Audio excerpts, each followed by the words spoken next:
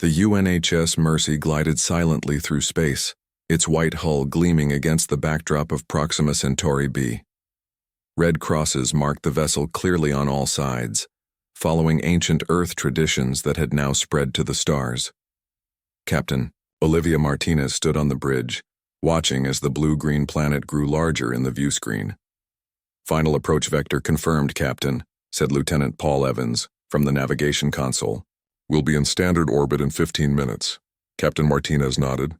"Very good. Alert medical teams to prepare for the first shuttle deployments." The UNHS Mercy was the pride of Earth's humanitarian fleet, a massive hospital ship staffed with 800 of the best doctors, nurses, and medical specialists humanity had to offer.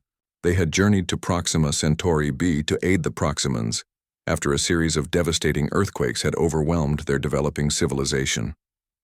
Commander Peter Wright approached Martinez with a data tablet. "Latest reports from the surface, Captain. The situation in the northern continent has worsened. Their medical facilities are completely overwhelmed." Martinez reviewed the information with a frown.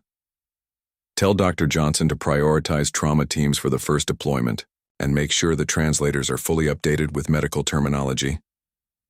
"Already done, Captain," Wright replied with a smile. He had served with Martinez for 7 years and knew her thoroughness well. In the main medical bay, Dr. Samuel Johnson was conducting final equipment checks. The large chamber was a flurry of activity as medical personnel prepared supplies and calibrated instruments. "Remember," Johnson addressed his team, "Proximan physiology is similar to ours, but with significant differences. Their blood carries oxygen through copper compounds, not iron. Standard treatments need to be modified accordingly." He pointed to color-coded charts displayed on the wall screens. "Everyone review the protocols one more time before deployment." Nurse Linda Brown was organizing emergency trauma kits. This was her first deep space mission. She had joined the United Nations Medical Corps after watching her father die from a treatable condition in her small hometown.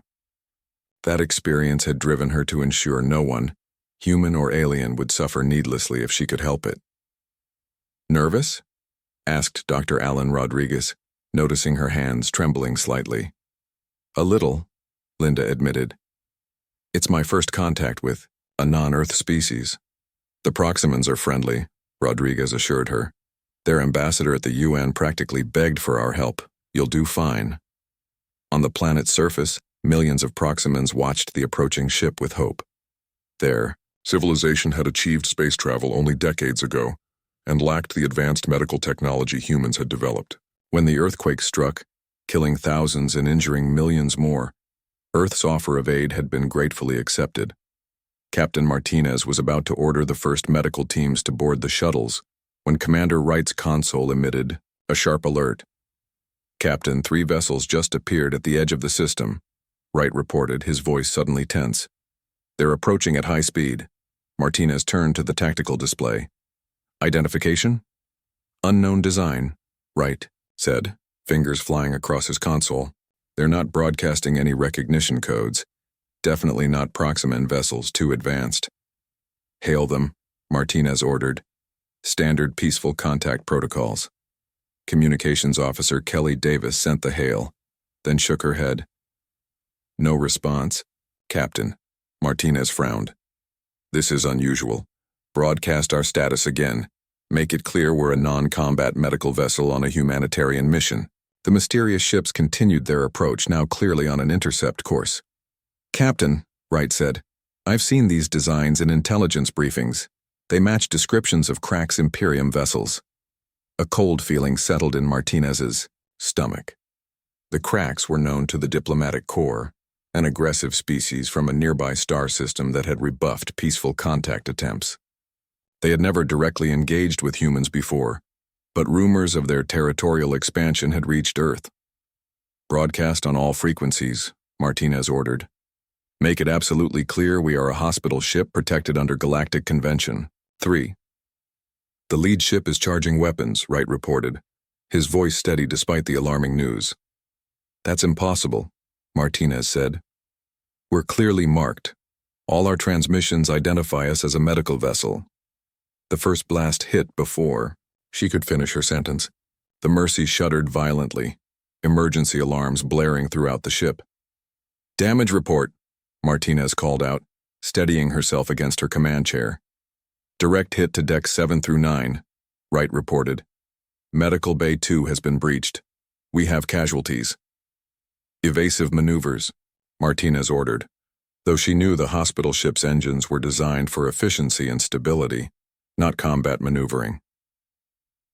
The UNHS Mercy carried only minimal defensive shields, enough to protect against space debris and solar radiation, not military-grade weapons. It had no offensive capabilities whatsoever. Another blast rocked the ship. The lights flickered and died, replaced seconds later by the dim red glow of emergency power. "Captain, shields are down," Wright reported grimly. "Hull breaches on multiple decks. We can't take much more of this." In the medical bay, chaos had erupted.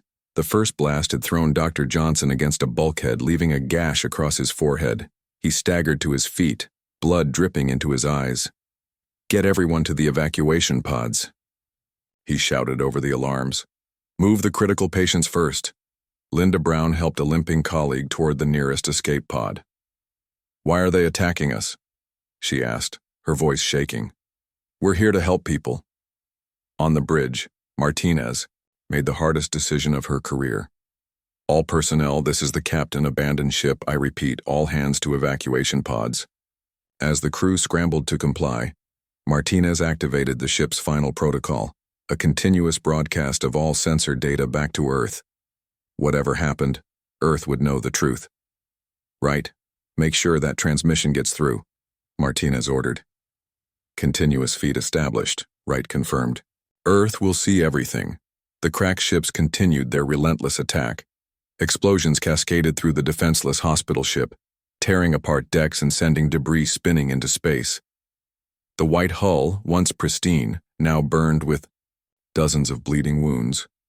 In the final moments, the bridge crew watched as the evacuation pods launched, carrying away as many survivors as possible. Not everyone would make it. Hundreds of human medical personnel and Proximan patients were still aboard.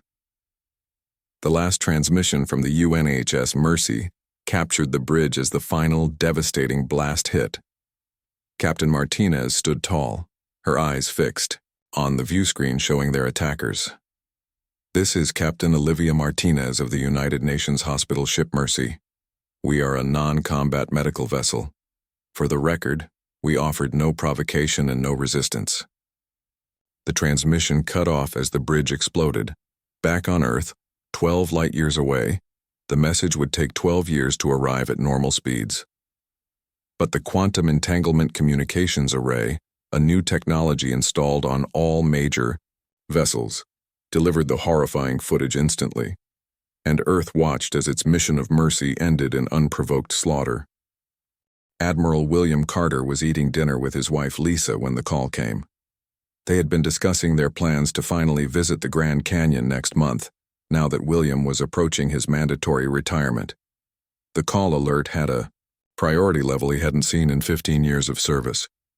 "I have to take this," he said, rising from the table. Lisa nodded, concern evident in her eyes. "Something bad?" "I hope not," Carter replied, though the knot in his stomach suggested otherwise. In his home office, Carter activated the secure communication line. The grim face of General Patrick Foster appeared on screen. "Bill, turn on your military feed." "Authorization Carter Delta 9, you need to see this now." Carter did as instructed. Seconds later, the horrific footage of the UNHS Mercy's destruction played on his screen. He watched in stunned silence as the clearly marked hospital ship was blown apart, escape pods desperately launching amid the chaos. "My God," Carter whispered. "When did this happen?" 20 minutes ago, Foster replied. "Quantum comms captured it in real time. The president is calling an emergency session. You're needed at headquarters immediately." Carter ended the call and stood motionless for a moment, processing what he had seen. In all his years of military service, he had never witnessed such a blatant violation of galactic convention. "William?" Lisa stood in the doorway. One look at her husband's face told her everything. "It's bad, isn't it?" The worst, he said simply. I have to go. Across the globe, the same scene played out as military and government officials were summoned to emergency meetings. The footage of the attack spread rapidly, first through official channels, then to civilian networks. The reaction was immediate and visceral. Inside the United Nations General Assembly Hall in New York, representatives from all 213 Earth nations gathered. The mood was somber and tense. Some diplomats wept openly as the recording played on the TASS's giant screens. President Katherine Nelson took the podium, her normally poised demeanor strained with barely controlled anger. Today we have witnessed an unconscionable act of aggression, she began. The UNHS Mercy was a symbol of humanity's commitment to peace and healing. Its destruction and the murder of its crew cannot and will not go unanswered. Murmurs of agreement rippled through the assembly. The attack took place in Proxima Centauri, 12 light-years from Earth. Our intelligence identifies the aggressors as vessels belonging to the Krax Imperium, a species we have attempted to establish peaceful relations with for the past decade. The president's hands gripped the podium tightly. I will not mince words. This was an act of war against humanity. A deliberate attack on a clearly marked, unarmed hospital ship violates every principle of civilized conduct between species. In the Pentagon's main situation room, Admiral Carter joined a table of military leaders reviewing the intelligence. Screens displayed everything known about the Krax Imperium, which wasn't much. Their technology appears to be roughly equivalent to ours, said General Foster, pointing to analysis of the attack footage. But their tactics were ruthless and efficient. Why target a hospital ship? Asked Admiral Mary Chan. What could they possibly gain? Intimidation, Carter suggested. Or they might be testing our response capabilities. Well, they're about to learn what that response looks like, said Foster grimly. Back at the UN, debate had erupted about the appropriate response. Some nations called for diplomatic solutions, arguing that further conflict would only lead to more bloodshed. We cannot match their aggression with our own, argued the representative from New Zealand. We must seek understanding before we seek retribution. Others called for immediate military action. 800 medical personnel and nearly 300 Proximan patients were murdered, the French representative countered. How many more lives must be lost before we defend ourselves? Admiral Carter was summoned to address the assembly. He stood before the gathered representatives, his uniform crisp, his voice steady, despite his inner turmoil. The United Earth Defense Force was established after our global unification as a precautionary measure, a guardian should humanity ever face external threats. For 50 years, our ships have served primarily as exploration vessels and diplomatic escorts. Carter paused, letting his words sink in. But make no mistake, while we have chosen peace, we have never forgotten how to fight. He activated a holographic display showing Earth's military assets, 50 warships in orbit, hundreds of smaller vessels, defensive platforms, and ground-based weapon systems. The Sleeping Giants protocol was established for precisely this scenario. Our industrial capacity can be converted to military production within days. Our dormant shipyards can be reactivated. Our training programs can process new recruits immediately. The assembly fell silent. The question before you is not whether we can respond, Carter concluded. It is whether we will. After hours of debate, the vote was nearly unanimous. Earth would deploy its war fleet. Lieutenant Jack Miller watched the news in his small apartment in Chicago. His hands trembled as he reviewed the list of personnel aboard the UNHS Mercy. When he saw the name, Nancy Miller, head nurse, pediatric unit, he closed his eyes, unable to breathe. Nancy had been his only family after their parents died in the Jakarta flooding 10 years ago. She had raised him, supported him through school, celebrated when he joined the Earth Defense Force. 2 weeks ago, they had video called before her departure on the Mercy mission. She had been so excited to help the Proximans. Now she was gone. Jack's communicator chimed with a military alert. All personnel were being recalled to duty stations. Reserve units were being activated. Without hesitation, he packed his gear. His grief would have to wait. There would be time for mourning later. Now there was only duty. Across Earth, military facilities hummed with activity. Dormant factories roared to life, converting production lines to create weapons and supplies. Recruitment centers were flooded with volunteers.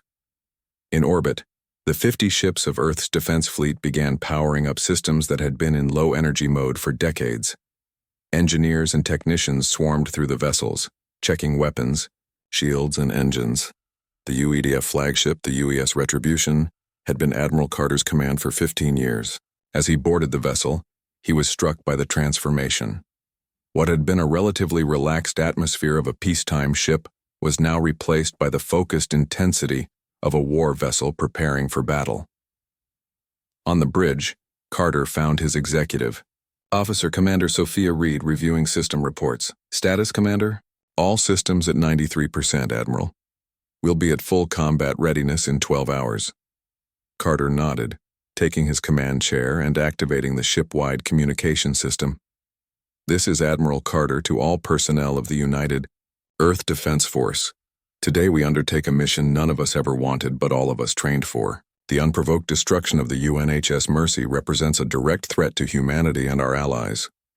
Throughout the fleet, crews pause to listen. Our response will be measured, precise, and overwhelming. We do not seek the destruction of the Krax Imperium, but we will demonstrate that attacking a human vessel, especially one dedicated to healing, carries consequences they cannot imagine. Carter's voice hardened. Earth has known peace for generations. Some may have forgotten what humans are capable of when provoked. The Krax are about to receive a costly education. Prepare for departure. On Earth, billions watched as the war fleet moved into formation. The sleek, powerful vessels had been designed with the hope they would never see combat. Now they moved with purpose. Their weapon systems online, their engines glowing with barely contained energy. Humanity was going to war. The 50 ships of Earth's war fleet moved away from the blue planet in perfect formation. Their hulls, once pristine white with blue trim, had been repainted with dark gray stealth coating. The red stripe that had once marked them as peaceful exploration vessels was gone. These were now warships, their singular purpose evident in every detail. On the bridge of the UES Retribution, Admiral Carter studied the tactical display. The journey to Proxima Centauri would take 3 weeks using the fleet's faster-than-light drives. 3 weeks to prepare for humanity's first interstellar conflict. Admiral, said Commander Reed, all ships report ready for the jump to FTL. Carter nodded. Commence jump sequence. Throughout the massive vessel, crew members secured equipment and moved to jump stations. The FTL drive hummed as it powered up, creating the artificial wormhole that would carry them across 12 light-years. Lieutenant Jack Miller watched from his station aboard the UES Vigilant, a rapid response destroyer under Captain Richard Jones. As the newest officer on the bridge, he had been assigned to communications, monitoring fleet-wide transmissions. Lieutenant Miller, Captain Jones said, approaching his station, I reviewed your file. Your sister was on the Mercy. Jack swallowed hard. Yes, sir. Head nurse in pediatrics. Jones placed a hand on his shoulder. We'll make this right, son. Jack nodded, unable to speak. He had volunteered specifically for the Vigilant, knowing it would be at the front of any engagement. Some might call it a desire for revenge. Jack saw it as justice.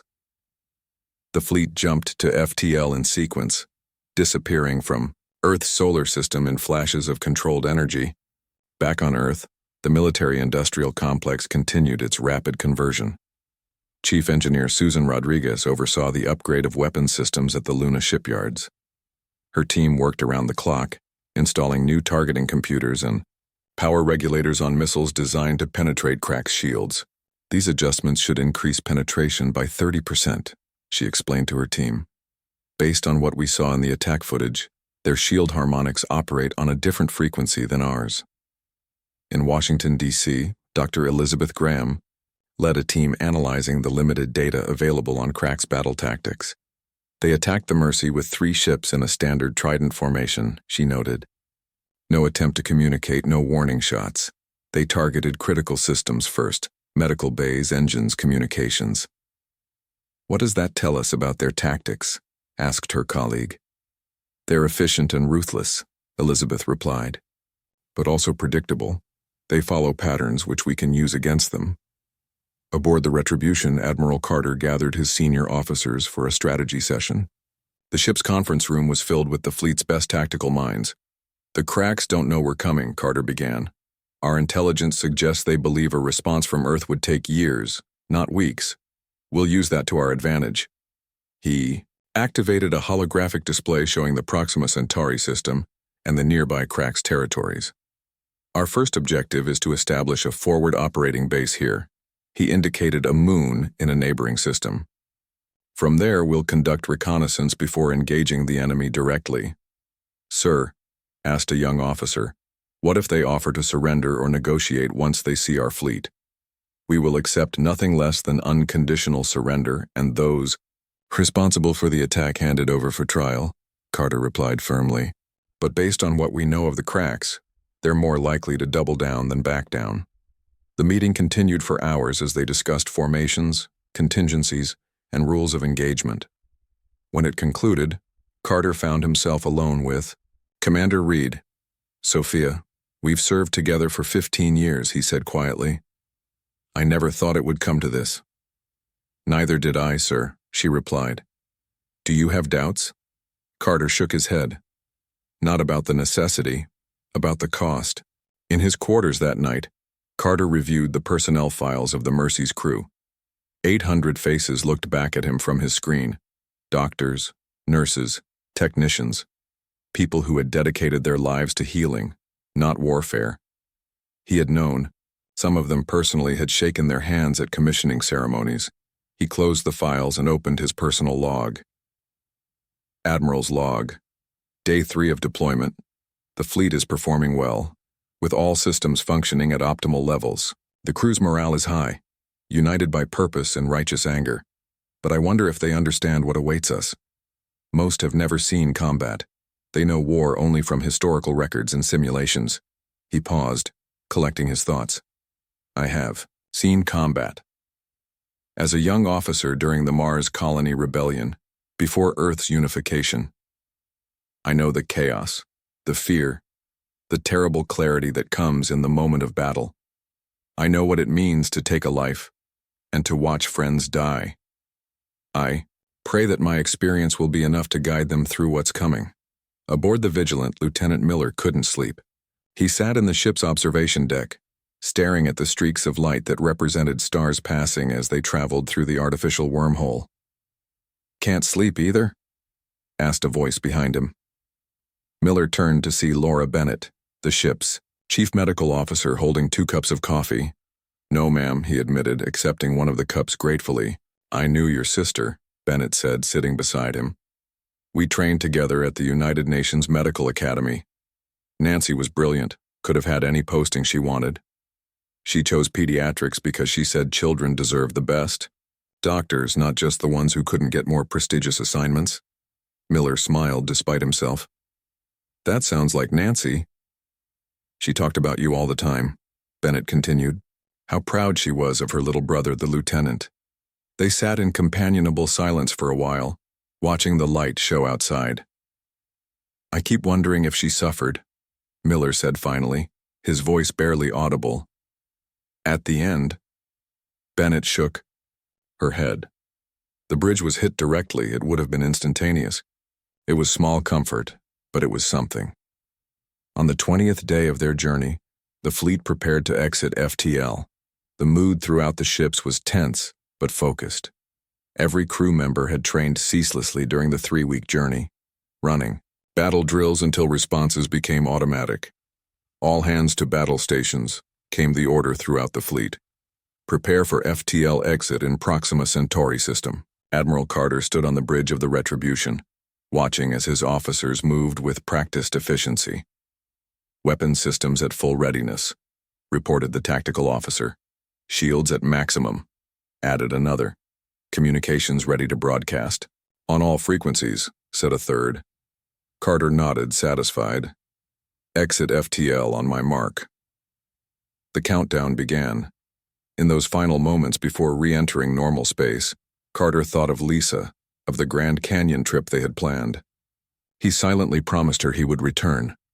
FTL exit in 3, 2, 1, mark. The fleet emerged in perfect formation near the outer edge of the Proxima Centauri system. Sensors immediately began scanning for Crack's vessels. "Sir," called out. The sensor officer, her voice tense. "Multiple contacts detected near Proxima B. Crack signatures confirmed. They appear to be setting up a permanent orbital position around the planet." Carter's eyes narrowed. "It seems they're planning to stay. Relay to all ships. Maintain stealth protocols.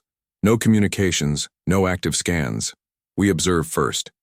The Earth fleet moved silently into position, undetected by the Cracks who believed themselves alone and unopposed in the system. "Let's see what they're up to," Carter said quietly. "Then we'll introduce ourselves."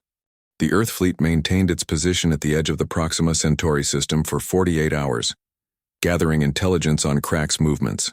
Their stealth systems worked perfectly. The Cracks had no idea they were being watched. "They've established a blockade around the planet," reported Commander Reed, pointing to the tactical display. 15 warships in standard orbital patterns. They've also landed ground forces near the capital city. Admiral Carter studied the data with a grim expression. "They're not just attacking, they're invading." "Sir," said the communications officer, "we're picking up transmissions from the surface.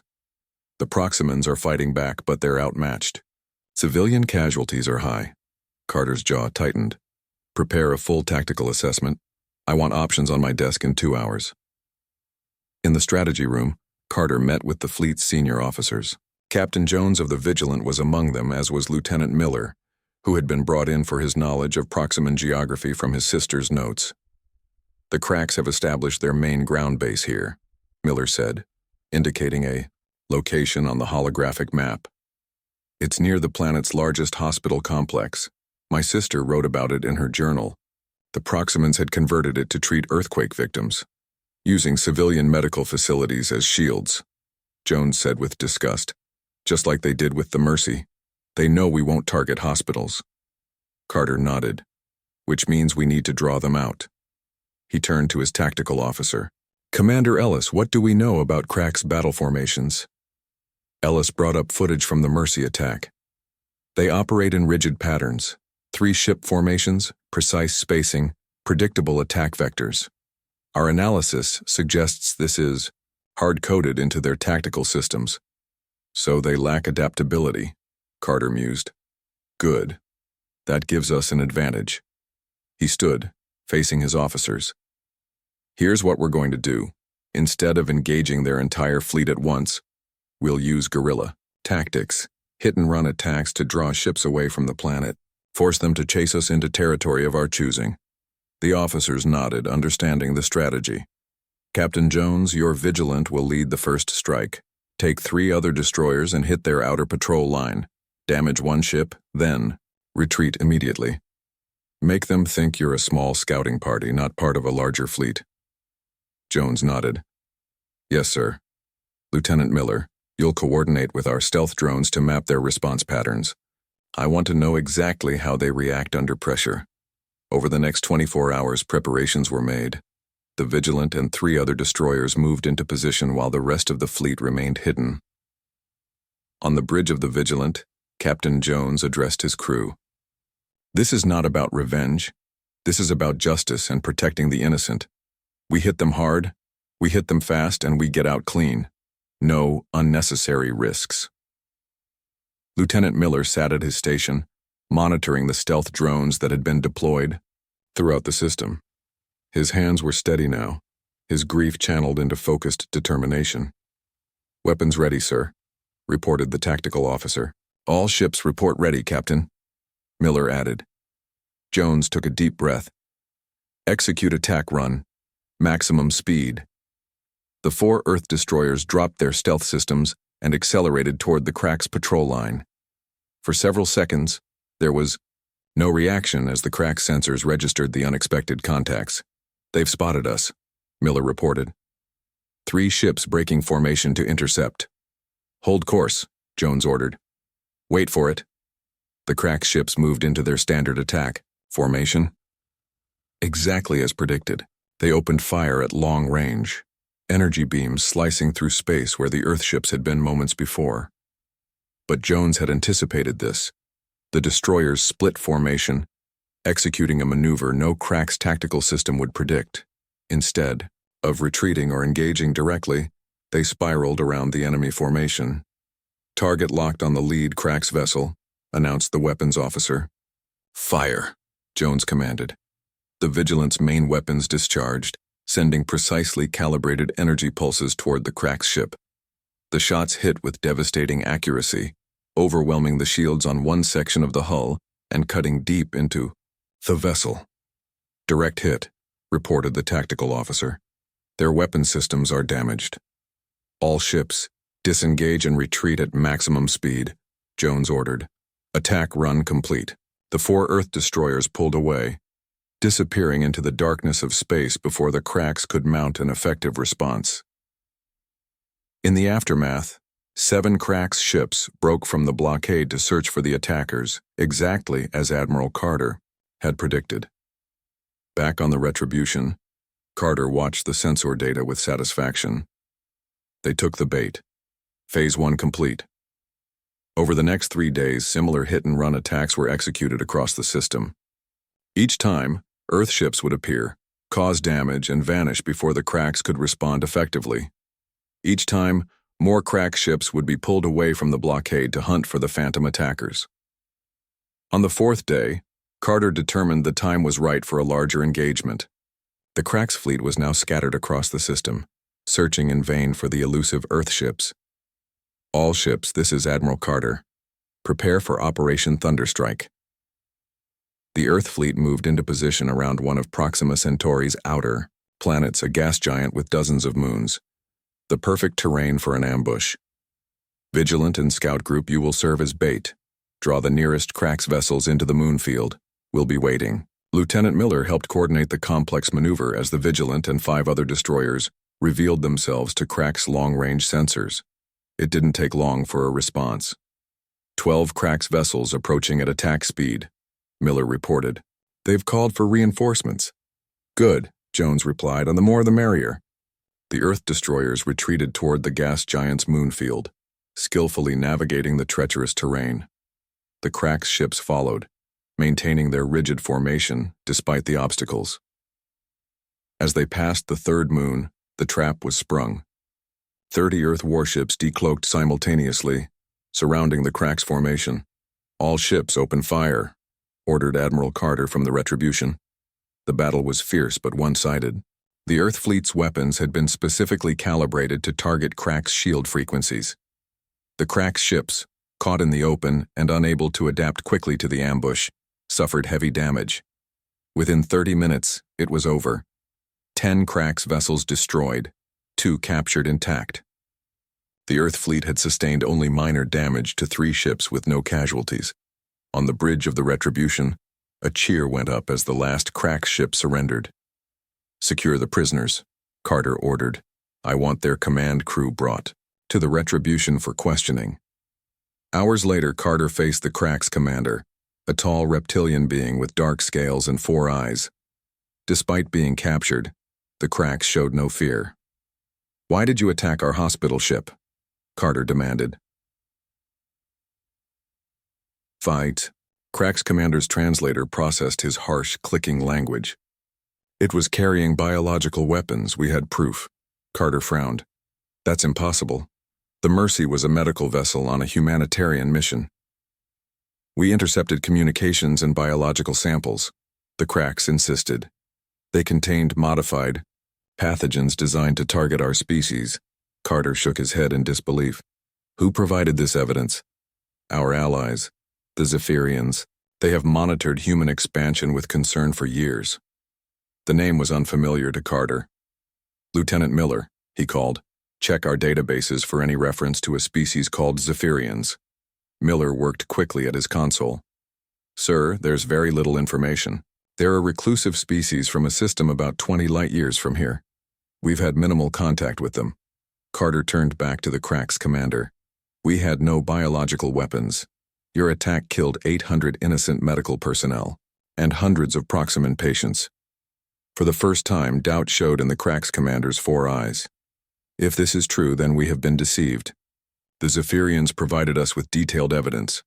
Carter felt a chill run down his spine. If the Cracks were telling the truth, it meant a third party had deliberately engineered this conflict. Lieutenant Miller, contact the Vigilant. I want those. Captured Crack ships searched for any evidence of these Zephyrian communications. And find me someone who knows more about these Zephyrians. We may be fighting the wrong enemy. The search of the captured Crack's vessels yielded disturbing results. Earth technicians discovered encrypted communications from the Zephyrians, including detailed reports about supposed biological weapons aboard the UNHS Mercy. These are incredibly sophisticated forgeries, Dr. Bennett said, examining the data in the Vigilant Science Lab. Detailed enough to convince the Cracks completely. Lieutenant Miller looked over her shoulder at the screen. Why would the Zephyrians want to start a war between humans and the Cracks? The oldest reason in the universe, Captain Jones said from the doorway. Fear. Admiral Carter called an emergency meeting aboard the Retribution. Representatives from each ship attended, along with the Cracks commander, who had been granted limited freedom after agreeing to cooperate. Our intelligence teams have pieced together what happened, Carter began. The Zephyrians have been observing both human and Cracks expansion into this region of space. They feared both our species but lacked the military strength to confront either of us directly. The tactical display showed a map of the surrounding star systems, with Zephyrian territory highlighted in red. So they decided to let us destroy each other, Commander Reed concluded. Exactly, Carter nodded. They manipulated evidence, played on the Cracks Imperium's natural suspicion of other species, and created the perfect trigger, an attack that would ensure a human military response. The Cracks commander stepped forward. My superiors will not believe this without proof. They are already sending reinforcements to this system. Then we need to get that proof quickly, Carter said. Lieutenant Miller, you mentioned your sister, kept a journal about her work on Proxima Centauri B. Did she note anything unusual about the patients she treated? Miller frowned, thinking back to the journal he had read during the journey. Yes, sir. She mentioned a strange pattern of symptoms that didn't match the earthquake injuries. Some patients developed unexpected neurological issues. The medical team was investigating when... He couldn't finish the sentence. When the Mercy was destroyed, Carter completed for him.